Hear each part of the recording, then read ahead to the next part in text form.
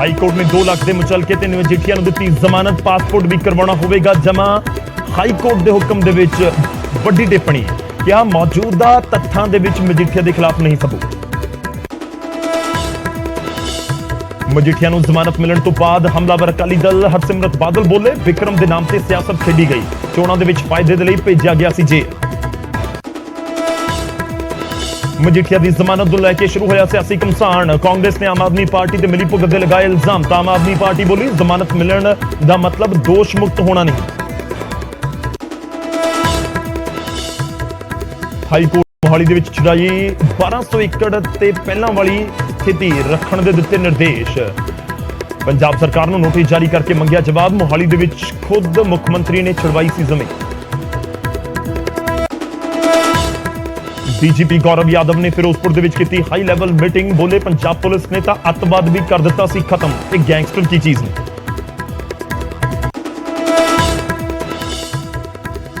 Faridkot police ਨੂੰ ਮਿਲਿਆ Lawrence Bishnoi ਦਾ 2 ਦਿਨ ਦਾ ਰਿਮਾਂਡ। ਗੁਰਲਾਲ ਪਹਿਲਵਾਨ ਕਤਲ ਕੇਸ ਦੇ ਵਿੱਚ ਕਰੇਗੀ ਪੁੱਛ ਪੜਤਾਲ। ਕੋਟਕਪੂਰਾ ਦੇ ਵਿੱਚ ਕਾਰੋਬਾਰੀ ਤੋਂ 50 ਲੱਖ ਮੰਗਣ ਦੇ ਮਾਮਲੇ 'ਚ ਵੀ ਹੋਣਗੇ ਸਵਾਲ ਜਵਾਬ।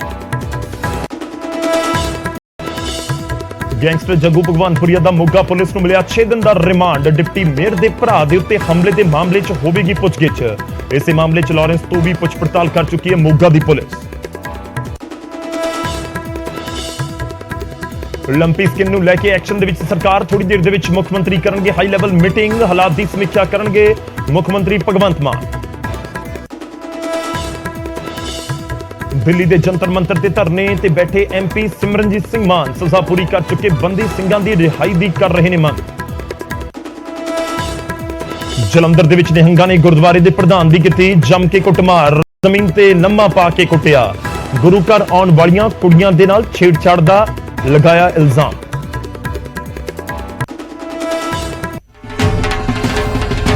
ਹਾਈ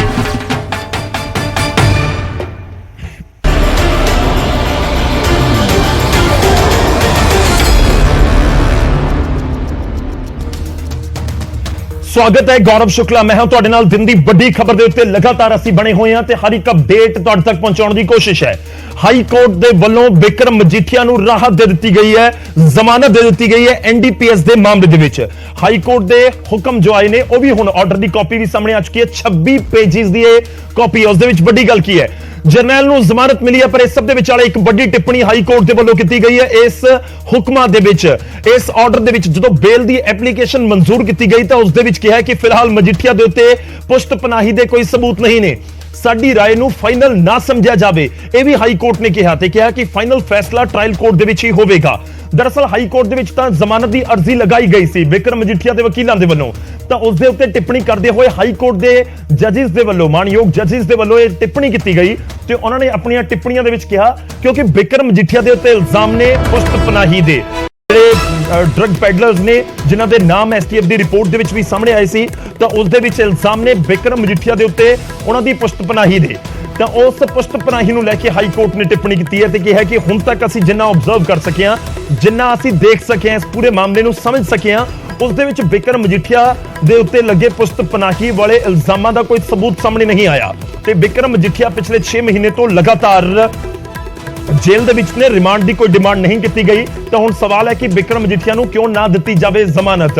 ਖੈਰ ਅਦਾਲਤ ਦੇ ਵੱਲੋਂ ਇਹ ਟਿੱਪਣੀ ਕਰਦੇ ਹੋਏ ਲਿਖਿਆ ਗਿਆ ਆਪਣੇ ਆਰਡਰਸ ਦੀ ਕਾਪੀ ਦੇ ਵਿੱਚ, ਅਦਾਲਤ ਨੇ ਕਿਹਾ ਕਿ ਅਸੀਂ ਜ਼ਮਾਨਤ ਦੇ ਰਹੇ ਹਾਂ ਕਿਉਂਕਿ ਜ਼ਮਾਨਤ ਜਿਸ ਮੁਲਜ਼ਮ ਦੇ ਉੱਤੇ ਇਲਜ਼ਾਮ ਹੁੰਦੇ ਨੇ, ਜ਼ਮਾਨਤ ਉਸ ਦਾ ਅਧਿਕਾਰ ਹੈ। ਤੇ ਇਸ ਦੇ ਵਿੱਚ ਬਹੁਤ ਵੱਡੀ ਟਿੱਪਣੀ ਇਸ ਕਰਕੇ ਹੈ ਕਿਉਂਕਿ ਪੁਸ਼ਤ ਪਨਾਹੀ ਦੇ ਇਲਜ਼ਾਮ ਹੁਣ ਤੱਕ ਵਿਕਰਮ ਮਜੀਠੀਆ ਦੇ ਉੱਤੇ ਵਿਰੋਧੀ ਲਗਾਉਂਦੇ ਆਏ ਨੇ ਤੇ ਇਹਨਾਂ ਇਲਜ਼ਾਮਾਂ ਦੇ ਵਿੱਚ ਵਿਕਰਮ ਮਜੀਠੀਆ ਨੂੰ ਘੇਰਿਆ ਜਾਂਦਾ ਰਿਹਾ ਹੈ ਕਿ ਪੁਸ਼ਤ ਪਨਾਹੀ ਕੀਤੀ ਗਈ ਡਰੱਗ ਪੈਡਲਰ ਦੀ। ਪੰਜਾਬ ਦੇ ਵਿੱਚ ਜਿਹੜਾ ਨਸ਼ਾ ਫੈਲਿਆ, ਜਿਹੜੇ ਡਰੱਗਸ ਦੇ ਬਹੁਤ ਵੱਡੇ ਸਰਮਾਏਦਾਰ ਸੀ, ਉਹਨਾਂ ਦੀ ਪੁਸ਼ਤ ਪਨਾਹੀ ਵਿਕਰਮ ਮਜੀਠੀਆ ਦੇ ਵੱਲੋਂ ਕੀਤੀ ਗਈ। ਇਸ ਤਰੀਕੇ ਦੇ ਇਲਜ਼ਾਮ ਉਹਨਾਂ ਦੇ ਉੱਤੇ ਲੱਗੇ ਨੇ ਤੇ ਇਨਫੈਕਟ ਜਿਹੜਾ ਐਨਡੀਪੀਐਸ ਦਾ ਮਾਮਲਾ ਦਰਜ ਹੋਇਆ ਉਸ ਦੇ ਵਿੱਚ ਵੀ ਇਹ ਜ਼ਿਕਰ ਐਸਟੀਐਫ ਦੀ ਰਿਪੋਰਟ ਦੇ ਬਹੁਤ ਸਾਰੇ ਪੰਨੇ ਉਸ ਦੇ ਵਿੱਚ ਨਜ਼ਰ ਆਏ ਸੀ। ਉਸ ਦੇ ਆਧਾਰ ਦੇ ਉੱਤੇ ਪੂਰਾ ਪਰਚਾ ਦਰਜ ਕੀਤਾ ਗਿਆ ਸੀ, ਕਰੀਬ 49 ਪੰਨਿਆਂ ਦਾ ਉਹ ਪਰਚਾ ਦਰਜ ਹੋਇਆ। ਉਸ ਦੇ ਉੱਤੇ ਟਿੱਪਣੀਆਂ ਕਰਦੇ ਹੋਏ ਅਦਾਲਤ ਦੇ ਵੱਲੋਂ ਕਿਹਾ ਗਿਆ ਵੱਡੀ ਟਿੱਪਣੀ ਹੈ ਤੇ ਟਿੱਪਣੀ ਦੋਨੇ ਚੀਜ਼ਾਂ ਨੂੰ ਬਹੁਤ ਧਿਆਨ ਨਾਲ ਸਮਝਣਾ ਹੋਵੇਗਾ।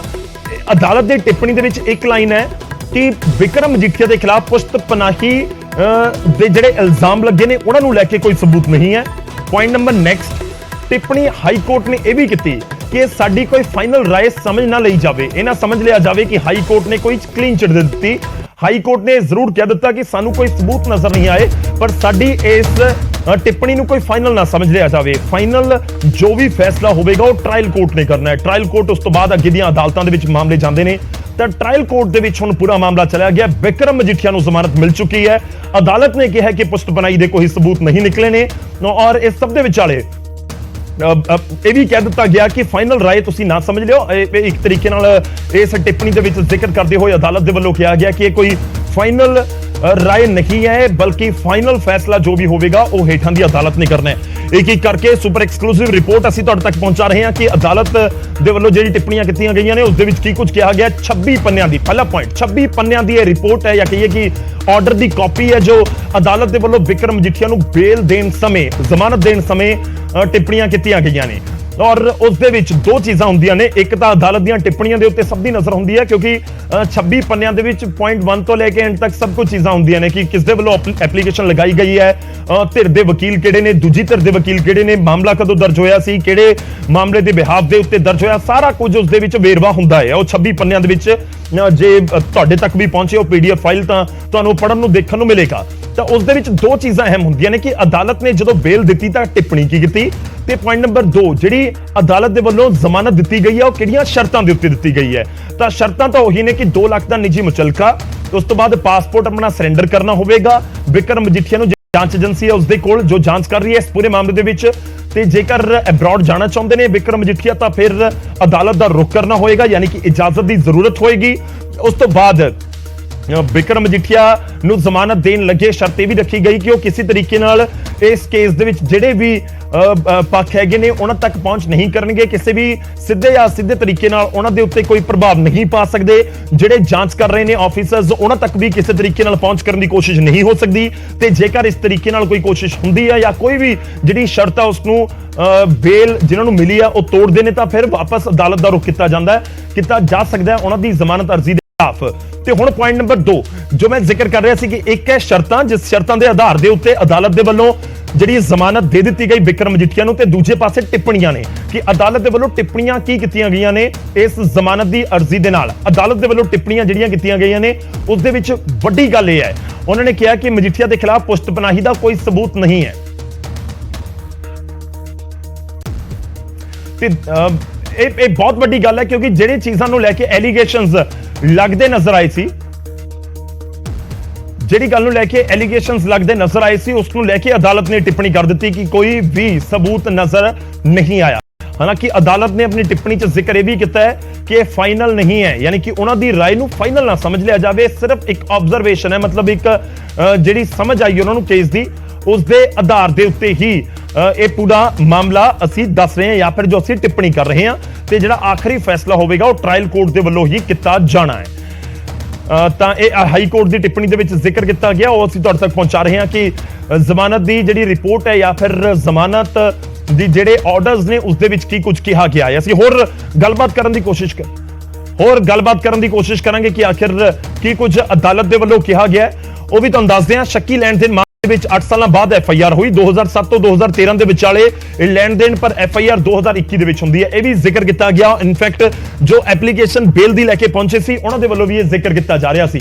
ਤੇ ਰਿਪੋਰਟ ਦੇ ਵਿੱਚ ਇਹ ਵੀ ਹੈ ਕਿ ਮਜੀਠੀਆ ਦੇ ਖਿਲਾਫ ਪੁਸ਼ਤ ਪਨਾਹੀ ਦਾ ਕੋਈ ਸਬੂਤ ਨਹੀਂ ਹੈ। ਪੁਸ਼ਤ ਪਨਾਹੀ ਦਾ ਸਬੂਤ ਨਹੀਂ ਤਾਂ ਬਹੁਤ ਵੱਡੀ ਸਟੇਟਮੈਂਟ ਅਦਾਲਤ ਦੀ ਤੁਸੀਂ ਕਹਿ ਸਕਦੇ ਹੋ ਕਿ ਪੁਸ਼ਤ ਪਨਾਹੀ ਦਾ ਕੋਈ ਸਬੂਤ ਨਹੀਂ। ਸ਼ੱਕੀ ਲੈਣ ਦੇਣ ਦੇ ਮਾਮਲੇ ਦੇ ਵਿੱਚ ਇਹ ਵੀ ਸਵਾਲ ਚੁੱਕੇ ਗਏ ਨੇ ਕਿ 8 ਸਾਲ ਬਾਅਦ ਜਾ ਕੇ ਕਿਉਂ ਜਿਹੜਾ ਇਹ ਪਰਚਾ ਦਰਜ ਕੀਤਾ ਗਿਆ। 2007 ਤੋਂ 2013 ਦੇ ਵਿੱਚ ਲੈਣ ਦੇਣ ਦਾ ਜ਼ਿਕਰ ਹੈ ਔਰ ਪਰਚਾ 2021 ਦੇ ਵਿੱਚ ਜਾ ਕੇ ਕੀਤਾ ਜਾਂਦਾ ਹੈ ਔਰ ਮਜੀਠੀਆ ਦੇ ਖਿਲਾਫ ਪੁਸ਼ਤ ਪਨਾਹੀ ਦਾ ਕੋਈ ਸਬੂਤ ਨਹੀਂ। ਬਹੁਤ ਸਾਰੇ ਪੁਆਇੰਟਸ ਨੇ ਜਿਹੜੇ ਹੋਰ ਹੌਲੀ-ਹੌਲੀ ਕਰਕੇ ਅਸੀਂ ਤੁਹਾਡੇ ਅਪਡੇਟ ਕਰਦੇ ਰਵਾਂਗੇ ਕਿ 26 ਪੰਨਿਆਂ ਦੇ ਵਿੱਚ ਅਦਾਲਤ ਨੇ ਹੁਕਮ ਸੁਣਾਉਂਦੇ ਹੋਏ ਕੀ ਕੁਝ ਟਿੱਪਣੀਆਂ ਕੀਤੀਆਂ ਨੇ। ਪਰ ਤੁਹਾਨੂੰ ਦੱਸ ਦਈਏ ਕਿ ਜੋ FIR ਦੇ ਵਿੱਚ ਵੀ ਜ਼ਿਕਰ ਕੀਤਾ ਗਿਆ ਸੀ 2007 ਤੋਂ 2013 ਤੱਕ ਦੇ ਲੈਣ ਦੇਣ ਦਾ ਜ਼ਿਕਰ ਕੀਤਾ ਗਿਆ ਸੀ ਔਰ 21/12/2021 ਨੂੰ ਪਰਚਾ ਹੋਇਆ, ਯਾਨੀ ਕਿ ਲੰਘੀ 21 ਦਸੰਬਰ ਨੂੰ ਪਰਚਾ ਦਰਜ ਹੋਇਆ। ਤਾਂ ਅਦਾਲਤ ਦੇ ਵਿੱਚ ਉਹ ਵੀ ਮੁੱਦਾ ਉੱਠਿਆ ਕਿ ਜੇ 2013 ਤੱਕ ਇਹ ਲੈਣ ਦੇਣ ਤੁਸੀਂ ਦਿਖਾ ਰਹੇ ਹੋ ਤਾਂ ਫਿਰ ਪਰਚਾ 8 ਸਾਲ ਬਾਅਦ ਕਿਉਂ ਹੋ ਰਿਹਾ ਹੈ, ਤਾਂ 8 ਸਾਲ ਬਾਅਦ ਪਰਚਾ ਕਿਉਂ ਹੋਇਆ ਇਹ ਵੀ ਇੱਕ ਵੱਡਾ ਸਵਾਲ ਹੈ। ਤੇ ਇਹ ਵੀ ਸਵਾਲ ਪੁੱਛਿਆ ਗਿਆ ਕਿਉਂਕਿ ਜਦੋਂ ਅਦਾਲਤ ਨੇ ਕੋਈ ਟਿੱਪਣੀ ਦੇਣੀ ਹੁੰਦੀ ਹੈ ਜਾਂ ਕੋਈ ਫੈਸਲਾ ਸੁਣਾਉਣਾ ਹੁੰਦਾ ਹੈ ਤਾਂ ਬਹੁਤ ਸਾਰੀਆਂ ਚੀਜ਼ਾਂ ਨੂੰ ਆਧਾਰ ਵੀ ਬਣਾਇਆ ਜਾਂਦਾ ਹੈ। ਤਾਂ ਮਜੀਠੀਆ ਦੇ ਠਿਕਾਣਿਆਂ ਤੇ ਕੋਈ ਡਰੱਗ ਰਿਕਵਰੀ ਨਹੀਂ ਹੋਈ, ਜੋ ਲਗਾਤਾਰ ਅਕਾਲੀ ਦਲ ਕਹਿੰਦਾ ਆ ਰਿਹਾ ਸੀ, ਤੇ ਅਦਾਲਤ ਦੇ ਵਿੱਚ ਵੀ ਇਹ ਮੁੱਦਾ ਉੱਠਿਆ ਤੇ ਇਹ ਵੀ ਕਿਹਾ ਕਿ FIR ਤੋਂ ਬਾਅਦ ਕੇਸ ਦੇ ਵਿੱਚ ਕੋਈ ਜ਼ਿਆਦਾ ਕੰਮ ਨਹੀਂ ਹੋਇਆ।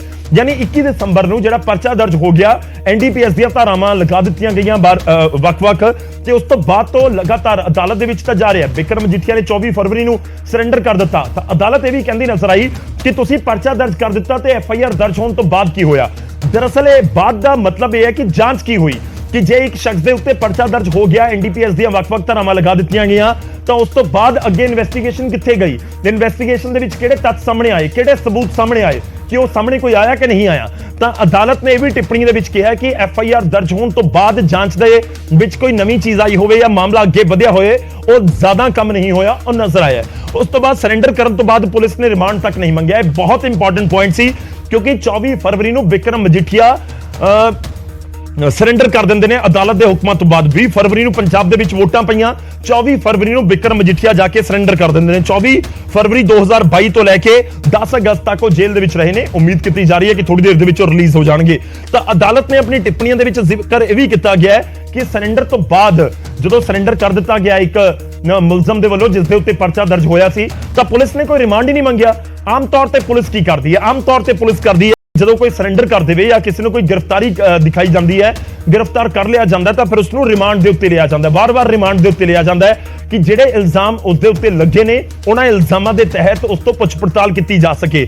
ਕਿ ਜੇ 2007 ਤੋਂ 2013 ਦੇ ਵਿਚਾਲੇ ਦਾ ਕੋਈ ਲੈਣ ਦੇਣ ਦਾ ਮਾਮਲਾ ਸੀ ਜਾਂ ਹੈ, ਤਾਂ ਫਿਰ ਉਹ 2007 ਤੋਂ 2013 ਦੇ ਵਿੱਚ ਜਿਹੜਾ ਲੈਣ ਦੇਣ ਨੂੰ ਲੈ ਕੇ ਇਲਜ਼ਾਮ ਲੱਗ ਰਹੇ ਨੇ, ਉਹਨਾਂ ਦੇ ਉੱਤੇ ਜਿਹੜਾ ਮੁਲਜ਼ਮ ਹੈ ਜਿਸ ਦੀ ਗ੍ਰਿਫਤਾਰੀ ਹੋਈ ਹੈ, ਜਿਸ ਨੇ ਸਰੈਂਡਰ ਕੀਤਾ ਹੈ, ਉਸ ਦਾ ਕੀ ਕਹਿਣਾ ਹੈ। ਇਸ ਕਰਕੇ ਪੁਲਿਸ ਵਾਰ-ਵਾਰ ਰਿਮਾਂਡ ਲੈਂਦੀ ਹੈ। ਕੋਈ ਵੀ ਕੇਸ ਤੁਸੀਂ ਸੁਣਦੇ ਹੋਵੋਗੇ ਤਾਂ ਉਸ ਦੇ ਵਿੱਚ ਇਹ ਜ਼ਿਕਰ ਹੁੰਦਾ ਕਿ ਅਦਾਲਤ ਨੇ 5 ਦਿਨ ਦੀ ਰਿਮਾਂਡ ਤੇ ਭੇਜਤਾ, ਅਦਾਲਤ ਨੇ 8 ਦਿਨ ਦੀ ਰਿਮਾਂਡ ਦੇ ਉੱਤੇ ਭੇਜ ਦਿੱਤਾ। ਆਮ ਤੌਰ ਤੇ ਕੀ ਹੁੰਦਾ ਕਿ ਰਿਮਾਂਡ ਤੇ ਭੇਜਣ ਤੋਂ ਬਾਅਦ ਅਦਾਲਤ ਦੇ ਵਿੱਚ ਪਹੁੰਚਦੇ ਨੇ ਪੁਲਿਸ ਵਾਲੇ, ਰਿਮਾਂਡ ਦੀ ਡਿਮਾਂਡ ਕਰਦੇ ਆ, ਪਰ ਅਦਾਲਤ ਕਹਿੰਦੀ ਹੈ ਕਿ ਤੁਸੀਂ ਪਿਛਲੇ 15 ਦਿਨ ਤੋਂ ਪੁੱਛ ਪੜਤਾਲ ਕਰ ਰਹੇ ਹੋ, ਉਸ ਤੋਂ ਬਾਅਦ ਅਸੀਂ ਜਿਹੜਾ ਮੁਲਜ਼ਮ ਹੈ ਉਸ ਨੂੰ ਨਿਆਇਕ ਹਿਰਾਸਤ ਦੇ ਵਿੱਚ ਭੇਜ ਰਹੇ ਹਾਂ, ਯਾਨੀ ਕਿ ਜੇਲ੍ਹ ਭੇਜ ਰਹੇ ਹਾਂ। ਤੇ ਬਿਕਰਮ ਮਜੀਠੀਆ ਦੇ ਕੇਸ ਦੇ ਵਿੱਚ ਵੱਖਰਾ ਹੋਇਆ। 24 ਤਰੀਕ ਨੂੰ ਸਰੈਂਡਰ ਕਰਦੇ ਨੇ ਤੇ ਉਸ ਤੋਂ ਬਾਅਦ ਉਹਨਾਂ ਨੂੰ ਜੇਲ੍ਹ ਸ਼ਿਫਟ ਕਰ ਦਿੱਤਾ ਜਾਂਦਾ, ਨਿਆਇਕ ਹਿਰਾਸਤ ਭੇਜ ਦਿੱਤਾ ਗਿਆ। ਤੇ ਅਦਾਲਤ ਨੇ ਵੀ ਜ਼ਿਕਰ ਕੀਤਾ ਕਿ ਬਿਕਰਮ ਮਜੀਠੀਆ ਦੀ ਰਿਮਾਂਡ ਦੀ ਡਿਮਾਂਡ ਨਹੀਂ ਕੀਤੀ ਪੁਲਿਸ ਨੇ। ਰਿਮਾਂਡ ਦੀ ਜੇਕਰ ਡਿਮਾਂਡ ਨਹੀਂ ਹੋਈ ਤਾਂ ਇਸ ਕਰਕੇ ਵੀ ਸਵਾਲ ਉੱਠ ਰਹੇ ਨੇ। ਤਾਂ ਇੱਕ ਇਹ ਵੀ ਤੁਸੀਂ ਕਹਿ ਸਕਦੇ ਹੋ ਕਿ ਬੇਸ ਬਣਿਆ, ਆਧਾਰ ਬਣਿਆ ਬਿਕਰਮ ਮਜੀਠੀਆ ਨੂੰ ਮਿਲੀ ਜ਼ਮਾਨਤ ਦਾ। ਉਸ ਤੋਂ ਬਾਅਦ ਜਿਹੜੇ ਇਹ ਵੀ ਇਲਜ਼ਾਮ ਲਗਾਏ ਗਏ ਨੇ ਕਿ ਅਜਨਾਲਾ ਨੇ ਸਿਰਫ ਸਿਕਿਉਰਿਟੀ ਦੇ ਲਈ ਇਲਜ਼ਾਮ ਲਗਾਏ। ਅਜਨਾਲਾ ਦੇ ਵੱਲੋਂ ਜ਼ਿਕਰ ਹੋਇਆ ਜਿਹੜੇ ਇਲਜ਼ਾਮ ਲਗਾਏ ਗਏ ਸੀ, ਤਾਂ ਅਦਾਲਤ ਨੇ ਉਹ ਟਿੱਪਣੀ ਦੇ ਵਿੱਚ ਵੀ ਜ਼ਿਕਰ ਕਰ ਦਿੱਤਾ ਕਿ ਇਹ ਸਿਰਫ ਸਿਕਿਉਰਿਟੀ ਲੈਣ ਦੇ ਲਈ ਇਲਜ਼ਾਮ ਲਗਾਏ ਗਏ ਨੇ। ਉਹ ਵੀ ਕਿਤੇ ਨਾ ਕਿਤੇ ਜਿਹੜੇ ਇਲਜ਼ਾਮ ਲੱਗੇ ਉਹ ਵੀ ਸਵਾਲਾਂ ਦੀ ਕਟਹਿਰੇ 'ਚ ਲਿਆ ਕੇ ਇਸ ਟਿੱਪਣੀ ਦੇ ਨਾਲ ਖੜੇ ਹੋ ਗਏ ਨੇ। ਤਾਂ ਜ਼ਮਾਨਤ ਦੇ ਉੱਤੇ ਅਸੀਂ ਅਹਿਮ ਜਾਣਕਾਰੀ ਅਸੀਂ ਤੁਹਾਨੂੰ ਦੇ ਰਹੇ ਹਾਂ ਕਿ ਅਦਾਲਤ ਦੇ ਵੱਲੋਂ ਕੀ ਟਿੱਪਣੀਆਂ ਕੀਤੀਆਂ ਗਈਆਂ ਨੇ। ਅਦਾਲਤ ਦੇ ਵੱਲੋਂ ਟਿੱਪਣੀਆਂ ਦੇ ਵਿੱਚ ਸਾਫ਼ ਤੌਰ ਤੇ ਕਿਹਾ ਗਿਆ ਕਿ ਬਿਕਰਮ ਮਜੀਠੀਆ ਦੇ ਉੱਤੇ ਜਿਹੜੇ ਪੁਸ਼ਤ ਪਨਾਹੀ ਵਾਲੇ ਇਲਜ਼ਾਮ ਲੱਗੇ ਕਿ ਉਹਨਾਂ ਨੇ ਡਰੱਗ ਪੈਡਲਰਸ ਜੋ ਪੰਜਾਬ ਦੇ ਵਿੱਚ ਨਸ਼ੇ ਦਾ ਨੈਕਸਸ ਚਲਾ ਰਹੇ ਨੇ ਜਾਂ ਚਲਾ ਰਹੇ ਸੀ, ਉਹਨਾਂ ਦੇ ਉੱਤੇ ਜਿਹੜੇ ਇਲਜ਼ਾਮ ਲੱਗੇ ਕਿ ਉਹਨਾਂ ਨੂੰ ਪੁਸ਼ਤ ਪਨਾਹੀ ਦਿੱਤੀ ਗਈ। ਤਾਂ ਪੁਸ਼ਤ ਪਨਾਹੀ ਵਾਲੇ ਇਲਜ਼ਾਮਾਂ ਦੇ ਉੱਤੇ ਕੋਈ ਸਬੂਤ ਨਹੀਂ ਹੈ। ਇਹ ਅਦਾਲਤ ਨੇ ਆਪਣੀ ਟਿੱਪਣੀ ਦੇ ਵਿੱਚ ਇਸ ਆਰਡਰ ਨੂੰ ਸੁਣਾਉਂਦੇ ਹੋਏ ਜ਼ਿਕਰ ਕੀਤਾ ਹੈ। ਖੈਰ ਹੋਰ ਜਾਣਕਾਰੀ ਲੈਣ ਦੀ ਕੋਸ਼ਿਸ਼ ਕਰਦੇ ਹਾਂ ਕਿ ਇਸ ਰਿਪੋਰਟ ਦੇ ਵਿੱਚ ਕੀ ਕੁਝ ਹੈ, ਅਦਾਲਤ ਦੇ ਅੰਦਰ ਕੀ ਕੁਝ ਹੋਇਆ, ਕੀ ਟਿੱਪਣੀਆਂ ਅਦਾਲਤ ਦੇ ਵੱਲੋਂ ਕੀਤੀਆਂ ਗਈਆਂ ਨੇ। ਔਰ ਸਭ ਤੋਂ ਅਹਿਮ ਇਸ ਸਮੇਂ ਜਿਹੜੇ ਅਕਾਲੀ ਦਲ ਦੇ ਵਰਕਰ ਨੇ, ਅਕਾਲੀ ਦਲ ਦੇ ਜਿਹੜੇ ਸਮਰਥਕ ਨੇ, ਬਿਕਰਮ ਮਜੀਠੀਆ ਦੇ ਸਮਰਥਕ ਨੇ, ਉਹ ਜਾਣਨਾ ਚਾਹੁੰਦੇ ਹੋਣਗੇ ਕਿ ਆਖਿਰ ਬਿਕਰਮ ਮਜੀਠੀਆ ਬਾਹਰ ਕਦੋਂ ਆਉਂਦੇ ਨੇ। ਰੁਕ ਕਰਦੇ ਹਾਂ, ਸਾਡੇ ਨਾਲ ਪੰਜਾਬ ਹਰਿਆਣਾ ਹਾਈ ਕੋਰਟ ਤੋਂ ਸਾਡੇ ਸਹਿਯੋਗੀ ਉਮੇਸ਼ ਸ਼ਰਮਾ ਜੁੜ ਰਹੇ ਨੇ। ਉਮੇਸ਼ ਤੋਂ ਸਮਝਣ ਦੀ ਔਰ ਜਾਣਨ ਦੀ ਕੋਸ਼ਿਸ਼ ਕਰਾਂਗੇ ਕਿ ਜਿਹੜੀ 26 ਪੰਨਿਆਂ ਦੀ ਇਹ ਆਰਡਰ ਦੀ ਕਾਪੀ ਸਾਹਮਣੇ ਆ ਚੁੱਕੀ ਹੈ, ਕੀ ਕੁਝ ਉਸ ਦੇ ਵਿੱਚ ਖਾਸ ਹੈ। ਉਮੇਸ਼, ਮੇਰੀ ਆਵਾਜ਼ ਤੁਹਾਡੇ ਤੱਕ ਪਹੁੰਚਦੀ ਹੋਏਗੀ, ਓਵਰ ਟੂ ਯੂ। ਜੀ ਬਿਲਕੁਲ ਗੌਰਵ, ਜਿਸ ਹਿਸਾਬ ਨਾਲ ਤੁਸੀਂ ਜ਼ਿਕਰ ਕਰ ਰਹੇ ਸੀ 26 ਪੇਜਾਂ ਦਾ, ਇਹ 26 ਪੇਜ ਬਿਕਰਮ ਮਜੀਠੀਆ ਲਈ ਅੱਜ ਕਾਫੀ ਮਾਇਨੇ ਰੱਖਦੇ ਨੇ। ਔਰ ਖਾਲੀ ਬਿਕਰਮ ਮਜੀਠੀਆ ਲਈ ਨਹੀਂ, ਅਕਾਲੀ ਦਲ ਲਈ ਵੀ ਕਾਫੀ ਮਾਇਨੇ ਰੱਖਦੇ ਨੇ। ਹਾਲਾਂਕਿ ਇੱਕ FIR ਦੀ ਜ਼ਮਾਨਤ ਦੇ ਆਰਡਰ ਨੇ, ਲੇਕਿਨ ਇਸ ਆਰਡਰ ਨੂੰ ਆਪਾਂ ਦੇਖਿਆ ਜਾਏ ਪੰਜਾਬ ਦੇ ਹਾਈ ਪ੍ਰੋਫਾਈਲ ਡਰੱਗ ਰੈਕਟ ਨੂੰ ਜੋੜਨਾ ਬਹੁਤ ਜ਼ਰੂਰੀ ਹੈ। ਸਭ ਤੋਂ ਵੱਡੀ ਗੱਲ, ਬਿਕਰਮ ਮਜੀਠੀਏ ਦੇ ਖਿਲਾਫ ਜਿਹੜੀ FIR ਹੋਈ ਸੀ ਉਹੀ ਸੀ NDPS ਐਕਟ ਦੇ ਤਹਿਤ। ਗੌਰਵ, NDPS ਐਕਟ ਸੈਕਸ਼ਨ 27 ਇਹ ਲੱਗਿਆ ਸੀ। ਕੋਈ ਵੀ NDPS ਦਾ ਕੇਸ ਜਦੋਂ ਦਰਜ ਹੁੰਦਾ ਹੈ ਤਾਂ ਉਸ ਤੋਂ ਉਹ ਹੁੰਦਾ ਹੈ ਕਿ ਨਸ਼ੀਲਾ ਪਦਾਰਥ ਦੀ ਤਸਕਰੀ ਜੋ ਉਹਦੇ ਰਿਲੇਟਡ। ਲੇਕਿਨ ਕੋਰਟ ਦੇ ਆਰਡਰ ਕਹਿੰਦੇ ਨੇ ਕਿ ਤੁਸੀਂ NDPS ਐਕਟ ਦੇ ਅੰਡਰ FIR ਕਰਦੇ ਹੋ, ਸਮੱਗਰੀ ਕਿੱਥੇ ਹੈ? ਜ਼ੀਰੋ। ਰਿਕਵਰੀ ਕੁਝ ਨਹੀਂ, ट्रांसपोर्टेशन वो नहीं साबित हो पाई, मनी ट्रेल वो नहीं साबित हो पाई, 2007 ਤੋਂ 2013 ਸੱਤੀ ਪਿੰਡਾਂ ਦਾ ਜ਼ਿਕਰ ਜਿਹੜਾ ਆਂਦਾ ਹੈ ਬਾਰ-ਬਾਰ, ਉਹ 2007 ਤੋਂ 2013 ਦੇ ਵਿੱਚ ਪੰਜਾਬ ਵਿੱਚ ਫ੍ਰੀਕੁਐਂਟਲੀ ਆਉਂਦੇ ਨੇ, ਯਾਨੀ ਕਿ ਲਗਾਤਾਰ ਉਹ ਪੰਜਾਬ ਕੈਨੇਡਾ ਤੋਂ ਪੰਜਾਬ ਆਉਂਦੇ ਰਹਿੰਦੇ ਨੇ। ਉਸ ਦੌਰਾਨ ਵੀ ਵਿਕਰਮ ਮਜੀਠੀਆ ਤੇ ਕੋਈ ਮਾਮਲਾ ਨਹੀਂ ਸੀ। ਈਡੀ ਨੇ ਬੇਸ਼ੱਕ ਸਟੇਟਮੈਂਟਾਂ ਰਿਕਾਰਡ ਕੀਤੀਆਂ, ਕੋਰਟ ਨੇ ਲਿਖਿਆ ਕਿ ਨਿਰੰਜਨ ਸਿੰਘ ਦਾ ਜ਼ਿਕਰ ਆਇਆ, ਹਰਪ੍ਰੀਤ ਸਿੱਧੂ ਉਹਨਾਂ ਦਾ ਜ਼ਿਕਰ ਹੈ ਇਸ 26 ਪੇਜਾਂ 'ਚ, ਸਟੇਟਮੈਂਟਾਂ ਰਿਕਾਰਡ ਹੋਈਆਂ, ਸਭ ਕੁਝ ਹੋਈਆਂ, ਲੇਕਿਨ ਕੇਸ ਨਹੀਂ ਸੀਗਾ ਵਿਕਰਮ ਮਜੀਠੀਆ ਤੇ। 2013 ਤੋਂ ਬਾਅਦ ਜੇ ਤੁਹਾਨੂੰ ਲੱਗਿਆ ਵੀ ਤਾਂ 2021 ਚ ਆ ਕੇ ਵਿਕਰਮ ਮਜੀਠੀਆ ਦੇ ਖਿਲਾਫ ਐਨਡੀਪੀਐਸ ਮਾਮਲੇ 'ਚ ਤੁਸੀਂ ਐਫਆਈਆਰ ਕਰਦੇ ਹੋ। ਉਸ ਤੋਂ ਇਲਾਵਾ ਸੱਤੀ ਪਿੰਦਾ 2014 ਵਿੱਚ ਪ੍ਰੋਕਲੇਮ ਅਫੈਂਡਰ ਯਾਨੀ ਕਿ ਭਗੌੜਾ ਘੋਸ਼ਿਤ ਕੀਤਾ ਗਿਆ ਸੀ 2014 ਵਿੱਚ। ਸੱਤੀ ਦੇ ਪਿੰਦੇ ਦੇ ਖਿਲਾਫ ਵੀ 2021 ਚ ਐਫਆਈਆਰ ਦਰਜ ਕੀਤੀ ਜਾਂਦੀ ਹੈ। ਤਾਂ ਕੋਰਟ ਨੇ ਸਾਫ਼ ਕਿਹਾ ਕਿ ਇਹ ਸਾਰੇ ਸਰਕਮਟੈਂਸਿਸ ਨੇ ਜਿੱਥੇ ਨਾ ਤਾਂ ਕੋਈ ਰਿਕਵਰੀ ਹੈ ਐਨਡੀਪੀਐਸ ਮਾਮਲੇ 'ਚ, ਨਾ ਕੋਈ ਟਰਾਂਸਪੋਰਟੇਸ਼ਨ, ਨਾ ਮਜੀਠੀਆ ਦੇ ਕੋਈ ਜਗ੍ਹਾ ਤੋਂ ਜਾਂ ਪ੍ਰੈਮਿਸਿਸ ਤੋਂ ਕੋਈ ਸਬੂਤ ਹੈ ਕਿ ਇਹ ਕੋਈ ਡਰਗ ਮਨੀ ਜਾਂ ਕੋਈ ਡਰੱਗਸ ਸਪਲਾਈ ਹੋਏ ਹੋਣ, ਕਿੱਥੇ ਵੀ ਕੋਈ ਕੜੀ ਨਹੀਂ ਜੁੜਦੀ ਪਈ, ਇਹ ਕੋਰਟ ਦਾ ਕਹਿਣਾ ਹੈ। ਹਾਲਾਂਕਿ ਇਹ ਇੱਕ ਆਬਜ਼ਰਵੇਸ਼ਨਸ ਨੇ, ਲੇਕਿਨ ਬਾਰ-ਬਾਰ ਇਸ ਕਰਕੇ ਜ਼ਿਕਰ ਕਰਨਾ ਜ਼ਰੂਰੀ ਹੈ ਗੌਰਵ ਕਿ ਵੱਡੀ ਇੱਕ ਆਬਜ਼ਰਵੇਸ਼ਨਸ ਨਹੀਂ ਹੈ ਕੋਰਟ ਦੀ,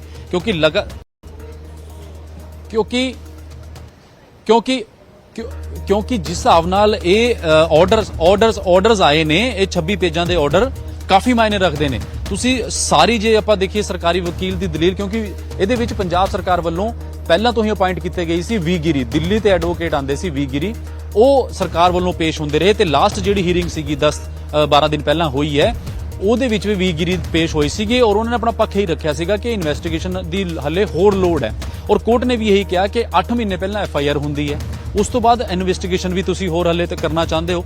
2013 ਤੋਂ ਬਾਅਦ 2021 ਚ ਐਫਆਈਆਰ ਹੁੰਦੀ ਹੈ ਔਰ ਹੱਲੇ ਵੀ 8 ਮਹੀਨੇ ਬਾਅਦ ਐਫਆਈਆਰ ਹੋਣ ਤੋਂ ਬਾਅਦ ਵੀ ਇਨਵੈਸਟੀਗੇਸ਼ਨ ਜਾਰੀ ਹੈ। ਤਾਂ ਕੁਝ ਮਿਲਦਾ ਕਿਉਂ ਨਹੀਂ? ਕੁਝ ਵੀ ਨਹੀਂ ਮਿਲਦਾ ਤੇ ਰਿਕਵਰੀ ਜ਼ੀਰੋ ਹੈ, ਡਰੱਗਸ ਕੁਝ ਨਹੀਂ ਮਿਲੀ, ਮਨੀ ਟ੍ਰੇਲ ਨਹੀਂ ਹੋਈ। ਤਾਂ तमाम ਇਹਦੇ ਵਿੱਚ ਪਹਿਲੂ ਜਿਹੜੇ ਨੇ ਉਹ ਦੱਸੇ ਗਏ ਨੇ। ਔਰ ਦੂਜੀ ਗੱਲ ਹੈ ਕਿ ਪੁਲਿਸ ਰਿਮਾਂਡ ਦਾ ਜ਼ਿਕਰ ਕਰ ਰਹੇ ਸੀ, ਕਿਉਂਕਿ ਕੋਰਟ ਜਦੋਂ ਵੀ ਕੋਈ ਆਰਡਰ ਦਿੰਦਾ ਹੈ, ਕਿਉਂਕਿ ਨੀਚੇ ਜਦੋਂ ਪ੍ਰੋਸੀਜਰ ਹੁੰਦਾ ਹੈ ਕਿ ਪੁਲਿਸ ਨੇ ਰਿਮਾਂਡ ਲਿਆ ਨਹੀਂ ਲਿਆ, ਕਿੰਨੀ ਵਾਰ ਪੇਸ਼ ਕੀਤਾ, ਤਾਂ ਕੋਰਟ ਨੇ ਇਹ ਵੀ ਜ਼ਿਕਰ ਕੀਤਾ ਕਿ ਪੁਲਿਸ ਨੇ ਰਿਮਾਂਡ ਹੀ ਨਹੀਂ ਲਿਆ। ਇਹ ਵੀ ਇਸ਼ਾਰਾ ਕਰਦਾ ਹੈ ਕਿ ਕਿਤੇ ਨਾ ਕਿਤੇ ਪੁਲਿਸ ਨੂੰ ਵੀ ਲੋੜ ਹੀ ਨਹੀਂ ਸੀ ਕਿ ਹਾਂ ਕੁਝ, ਕਿਉਂਕਿ ਰਿਕਵਰੀ ਗੌਰਵ ਕੇਸ ਹੀ ਇੰਨਾ ਪੁਰਾਣਾ ਹੈ ਔਰ ਇੰਨਾ ਹਾਈ ਪ੍ਰੋਫਾਈਲ ਕੇਸ ਸੀਗਾ। ਈਡੀ ਨਿਰੰਜਨ ਸਿੰਘ ਦਾ ਜ਼ਿਕਰ ਹੈ ਉਹਦੇ ਵਿੱਚ, ਉਹ ਕਿ ਸਟੇਟਮੈਂਟਾਂ ਹੋਈਆਂ ਤਾਂ ਵੀ ਕੋਈ ਮਾਮਲਾ ਨਹੀਂ ਸੀ। ਔਰ ਇਹ ਵੀ ਕਿਹਾ ਗਿਆ ਕਿ ਜਿਹੜੇ ਦੋ ਭਗੌੜੇ ਸੱਤੀ ਤੇ ਪਿੰਦਾ ਦਾ ਜ਼ਿਕਰ ਹੈ, ਪਿੰਦੇ ਤੇ ਸੱਤੀ ਦਾ, ਕਿ ਉਹ ਜਦੋਂ 2014 ਚ ਉਹਨਾਂ ਨੂੰ ਭਗੌੜਾ ਘੋਸ਼ਿਤ ਕਰਦਾ ਗਿਆ ਔਰ ਉਹਨਾਂ ਦੀ ਜਿਹੜੀ ਐਪਲੀਕੇਸ਼ਨ ਹੈ ਉਹ ਕੈਨੇਡੀਅਨ ਗਵਰਨਮੈਂਟ ਚ ਹੱਲੇ ਵੀ ਪੈਂਡਿੰਗ ਹੈ। ਜਿਹੜੀ ਸੈਂਟਰ ਏਜੰਸੀਆਂ ਨੇ ਦਿੱਤੀ ਹੋਈ ਹੈ ਕਿ ਜੇ ਭਗੌੜੇ ਤਸਕਰ ਨੇ ਲਿਸਟ ਜਿਹੜੀ ਸੀਗੀ ਉਹ ਹੱਲੇ ਵੀ ਪੈਂਡਿੰਗ ਹੈ। ਔਰ 2013 ਤੋਂ ਲੈ ਕੇ 2021 ਤੱਕ ਜਾਂ ਹੁਣ ਤੱਕ ਮਜੀਠੀਆ ਦਾ ਇਹਨਾਂ ਦੋਨਾਂ ਨਾਲ ਕੋਈ ਲੈਣ ਦੇਣ ਨਹੀਂ, ਕੋਈ ਕੰਟੈਕਟ ਨਹੀਂ ਸਾਬਿਤ ਹੋ ਪਾਇਆ, ਕੋਈ ਮਨੀ ਟ੍ਰੇਲ ਨਹੀਂ ਸਾਬਿਤ ਹੋ ਪਾਈ, ਫਾਈਨੈਂਸ ਦਾ ਕੋਈ ਜ਼ਿਕਰ ਨਹੀਂ ਹੋ ਪਾਇਆ, ਕਿੱਥੇ ਕੀ ਕਹਾਣੀ ਵੀ ਹੈ। ਤਾਂ ਇਹ तमाम ਜਿਹੜੇ ਪਹਿਲੂ ਨੇ ਕੋਰਟ ਨੇ ਆਪਣੇ ਆਰਡਰ ਵਿੱਚ ਸਾਫ਼ ਤੌਰ ਤੇ ਜ਼ਿਕਰ ਕੀਤੇ ਨੇ। ਔਰ ਅਕਾਲੀ ਦਲ ਇਸ ਕਰਕੇ ਮੁਖਰ ਹੋਇਆ ਪਿਆ ਕਿ ਅਕਾਲੀ ਦਲ ਕਹਿੰਦਾ ਹੈ ਕਿ ਆਰਡਰ ਜਦੋਂ ਕੋਰਟ ਕਹਦੇ, ਕਿਉਂਕਿ ਦੇਖੋ ਅਦਾਲਤ ਸਭ ਤੋਂ ਵੱਡੀ ਕਹੀ ਜਾਂਦੀ ਹੈ, ਚਾਹੇ ਹਾਈ ਕੋਰਟ ਹੈ ਸੁਪਰੀਮ ਕੋਰਟ ਹੋਏ, ਉਹਦੀ ਅਦਾਲਤਾਂ ਦੇ ਜਿਹੜੇ ਆਦੇਸ਼ ਨੇ, ਅਦਾਲਤਾਂ ਜਿਹੜੀ ਫਾਈਂਡਿੰਗਸ ਨੇ, ਉਹ ਕਿਤੇ ਨਾ ਕਿਤੇ ਇੱਕ ਬੰਦੇ ਨੂੰ ਕਹਿ ਲੋ ਕਿ ਪਾਕ ਸਾਫ਼ ਕਰਦੀਆਂ ਨੇ ਜਾਂ ਦੋਸ਼ੀ ਸਾਬਿਤ ਕਰਦੀਆਂ ਨੇ। ਵਿਕਰਮ ਮਜੀਠੀਆ 24 ਫਰਵਰੀ ਤੋਂ ਹੁਣ ਤੱਕ ਜੇਲ੍ਹ ਵਿੱਚ ਨੇ। ਜਦੋਂ ਸਰੈਂਡਰ ਕੀਤਾ ਸੀ ਔਰ ਜਦੋਂ ਇਹ ਐਪਲੀਕੇਸ਼ਨ ਪ੍ਰੇਅਰ ਪਾਈ ਸੀਗੀ, ਅੱਜ ਵੀ ਅਸੀਂ ਸੋਬਤੀ ਜਿਹੜੇ ਵਕੀਲ ਸੀਗੇ ਵਿਕਰਮ ਮਜੀਠੀਆ ਦੇ, ਅਸੀਂ ਹਰ ਸੁਣਵਾਈ 'ਚ ਮੌਜੂਦ ਰਹਿੰਦੇ ਸੀ ਔਰ ਮੈਂ ਅੱਜ ਵੀ ਪੁੱਛਿਆ ਕਿ ਸਭ ਤੋਂ ਵੱਡੀ ਦਲੀਲ ਤੁਹਾਡੀ ਕੀ ਸੀਗੀ, ਤਾਂ ਉਹਨਾਂ ਨੇ ਸਾਫ਼ ਕਹਿਣਾ ਸੀਗਾ ਪੋਲੀਟੀਕਲ ਵੈਂਡੇਟਾ। ਹਾਲਾਂਕਿ ਉਹ ਟੈਕਨੀਕਲ ਪੱਖ ਹੀ ਸੀਗੇ, ਜਿੱਦਾਂ ਜ਼ਿਕਰ ਕੀਤਾ ਕਿ ਕੋਈ ਰਿਕਵਰੀ ਨਹੀਂ ਹੈ ਜੀ, ਕੋਈ ਮਨੀ ਟ੍ਰੇਲ ਨਹੀਂ ਹੈ, ਕੋਈ ਫਾਈਨੈਂਸ ਨਹੀਂ, ਕੋਈ ਗੱਡੀਆਂ ਨਹੀਂ ਹੈ। ਤੇ ਉਹਨਾਂ ਨੇ ਕਿਹਾ ਸਭ ਤੋਂ ਵੱਡੀ ਦਲੀਲ ਸੀਗੀ ਪੋਲੀਟੀਕਲ ਵੈਂਡੇਟਾ, ਯਾਨੀ ਕਿ ਰਾਜਨੀਤਿਕ ਸਾਜ਼ਿਸ਼ ਦੇ ਤਹਿਤ ਕਾਂਗਰਸ ਦੀ ਸਰਕਾਰ ਨੇ ਉਹਨਾਂ ਨੂੰ ਫਸਾਇਆ ਸੀਗਾ। ਇਹ ਐਲੀਗੇਸ਼ਨ ਉਹਨਾਂ ਨੇ ਪਟੀਸ਼ਨ ਵਿੱਚ ਲਾਏ ਹੋਏ ਨੇ। ਸਾਫ਼ ਲਿਖਿਆ ਕਿ 3 ਡੀਜੀਪੀ ਚੇਂਜ ਹੋ ਗਏ, ਬਿਊਰੋ ਆਫ ਇਨਵੈਸਟੀਗੇਸ਼ਨ ਦੇ ਅਫਸਰ ਚੇਂਜ ਹੋ ਗਏ, ਇੱਕ ਡੀਜੀਪੀ ਨੇ ਤਾਂ ਚਿੱਠੀ ਲਿਖਤੀ ਸੀ ਕਿ ਜੀ ਮੈਂ ਨਹੀਂ ਕਰ ਸਕਦਾ। ਤਾਂ ਇਹ ਐਲੀਗੇਸ਼ਨ ਪਟੀਸ਼ਨ ਵਿੱਚ ਨੇ, ਮੌਜੂਦ ਨੇ, ਰਿਟਨ 'ਚ ਨੇ, ਪਬਲਿਕ ਡੋਮੇਨ 'ਚ ਨੇ ਡਾਕੂਮੈਂਟੋ। ਤਾਂ ਕਿਤੇ ਨਾ ਕਿਤੇ ਸਾਰਾ ਆਧਾਰ ਸੁਣਵਾਈਆਂ ਦਾ ਦੌਰ ਚੱਲਿਆ ਔਰ ਲਾਸਟ ਸੁਣਵਾਈ ਇਸ ਕਰਕੇ ਅਹਿਮ ਹੈ, ਜ਼ਿਕਰ ਕਰਨਾ ਜ਼ਰੂਰੀ ਹੈ ਲਾਸਟ ਸੁਣਵਾਈ ਦਾ, ਕਿਉਂਕਿ ਜਦੋਂ 2 ਵਾਰ ਇਹ ਪਟੀਸ਼ਨ 2 ਡਿਫਰੈਂਟ ਬੈਂਚਸ ਕੋਲ ਆਈ, ਜਸਟਿਸ ਜੀ ਮਸੀਹ ਦੀ ਕੋਰਟ ਵਿੱਚ ਸੀਗੀ, ਸੁਣ ਕੇ ਫੈਸਲਾ ਰਿਜ਼ਰਵ ਰੱਖ ਲਿਆ ਸੀ, ਲੇਕਿਨ ਜਦੋਂ 1 ਮਹੀਨੇ ਬਾਅਦ ਫੈਸਲਾ ਆਣਾ ਸੀ, ਉਹ ਹੀਅਰਿੰਗ ਲਈ ਆਉਂਦੇ ਨੇ ਔਰ ਆਪਣੇ ਆਪ ਨੂੰ ਰਿਕਿਊਜ਼ ਕਰ ਲੈਂਦੇ ਨੇ। ਰਿਕਿਊਜ਼ ਵਰਡ ਹੁੰਦਾ ਹੈ ਕਿ ਜੱਜ ਨੇ ਆਪਣੇ ਆਪ ਨੂੰ ਸੁਣਵਾਈ ਤੋਂ ਅਲੱਗ ਕੀਤਾ, ਕਾਰਨ ਉਹਨਾਂ ਨੇ ਕੋਈ ਨਹੀਂ ਦਿੱਤਾ ਸੀ। ਉਸ ਤੋਂ ਬਾਅਦ ਜਦੋਂ ਦੂਜੀ ਬੈਂਚ ਵਿੱਚ ਗਿਆ, ਜਸਟਿਸ ਅਨੂਪ ਚਿਤਕਾਰਾ ਨੂੰ ਲਾਇਆ ਗਿਆ, ਜਸਟਿਸ ਅਨੂਪ ਚਿਤਕਾਰਾ ਨੇ ਵੀ ਰਿਕਿਊਜ਼ ਕੀਤਾ, ਯਾਨੀ ਕਿ ਆਪਣੇ ਆਪ ਨੂੰ ਵੱਖ ਕਰ ਲਿਆ ਔਰ ਰੀਜ਼ਨ ਦਿੱਤਾ ਉਹਨਾਂ ਨੇ, ਜਸਟਿਸ ਅਨੂਪ ਚਿਤਕਾਰਾ ਨੇ, ਕਿ ਕਿਉਂਕਿ ਉਹ ਜਗਜੀਤ ਚਹਿਲ ਜਿਹੜਾ ਇਸ ਮਾਮਲੇ ਨਾਲ ਜੁੜਿਆ ਹੋਇਆ, ਉਹਦੇ ਉਹ ਵਕੀਲ ਰਹਿ ਚੁੱਕੇ ਨੇ ਹਿਮਾਚਲ 'ਚ, ਰੀਜ਼ਨ ਦੇ ਕੇ ਉਹਨਾਂ ਨੇ ਅਲੱਗ ਕਰ ਲਿਆ। ਤਾਂ ਇਹ ਤੀਜੀ ਬੈਂਚ ਜਿਹੜੀ ਜਸਟਿਸ ਰਾਵ ਤੇ ਜਸਟਿਸ ਸਰਵੇਸ਼ਵਰ ਠਾਕੁਰ ਦੀ ਬੈਂਚ ਨੇ, ਉਹਨਾਂ ਕੋਲ ਮੈਟਰ ਆਇਆ, ਉਹਨਾਂ ਨੇ ਸੁਣਿਆ।